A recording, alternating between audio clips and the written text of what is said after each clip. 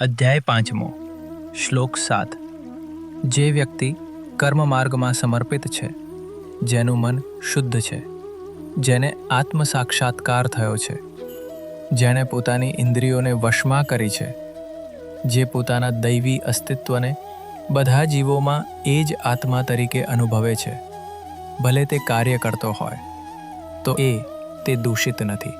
ભગવાને છેલ્લા શ્લોકમાં કહ્યું હતું કે જે વ્યક્તિ ધ્યાનના સાથે સાથે કર્મયોગનો પણ અભ્યાસ કરે છે, તે પોતાના વ્યક્તિગત અનુભવમાં પૂર્ણતાની સ્થિતિમાં પહોંચે છે.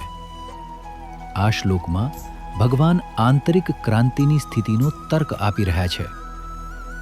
જે વ્યક્તિ કર્મયોગમાં સારી રીતે સ્થાપિત થાય છે, તે પોતાની બુદ્ધિનું શુદ્ધિકરણ પૂર્ણ કરે છે. સૂક્ષ્મ શરીરમાં કોઈ પણ શુદ્ધિકરણનો અર્થ અંદરની શાંતિની વધુ સારી સ્થિતિ થાય છે. તેથી ભગવાન કહે છે કે તેનું મન શાંત છે. ફળોની ચિંતા વિના કાર્યો દ્વારા સાધક તેના ભૂતકાળના વાસનાઓનો અંત લાવે છે. ઓછી ઈચ્છાની તરંગો સાથે મન વધુને વધુ શાંત અને આનંદમય બને છે. ભગવાન કહે છે કે તેમણે આત્મ સાક્ષાત્કાર થયો છે અને ઇન્દ્રિયોને વશમાં કરી છે. જેણે પોતાની ઇન્દ્રિય ઉર્જા પ્રણાલી પર વિજય મેળવ્યો છે, એવી વ્યક્તિ જે પોતાને આધ્યાત્મિક રીતે બીજા બધારા સાથે એક એવું અનુભવે છે, તે વિસ્તૃત બને છે અને તે અનંત આત્મા સાથે એકતા અનુભવે છે. ભગવાન સર્વભૂતાત્મા શબ્દનો પ્રયોગ કરે છે, એટલે બધા.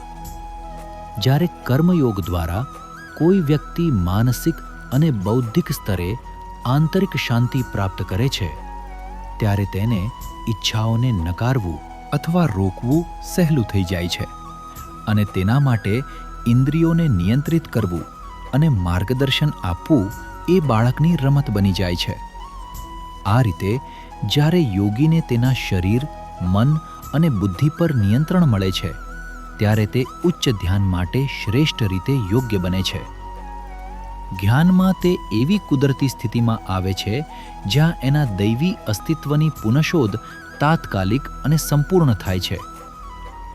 એકવાર આત્માનો સાક્ષાત્કાર થઈ જાય છે, ત્યારે તે પોતાને દૈવી તરીકે સ્પષ્ટ સમજણમાં આવે છે અને તે બ્રહ્માંડના દરેક અસ્તિત્વમાં સમાન દિવ્યતા જુએ છે.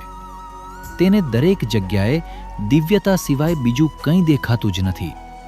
તેથી ભગવાન કહે છે કે તે બધા જીવોમાં આત્માને સમાન દૈવી અસ્તિત્વ તરીકે જુએ છે. જ્યારે આવો વ્યક્તિ વિશ્વમાં કાર્ય કરે છે, ત્યારે તેની ક્રિયાઓ વાસનાઓનું નિર્માણ કરતી નથી. તેથી ભગવાન કહે છે કે તે તેના કાર્યોથી દૂષિત થતો નથી. મન શુદ્ધ થાય છે અને આ રીતે વ્યક્તિ આ દિશામાં આગળ વધતા વધુને વધુ આનો અનુભવ કરે છે.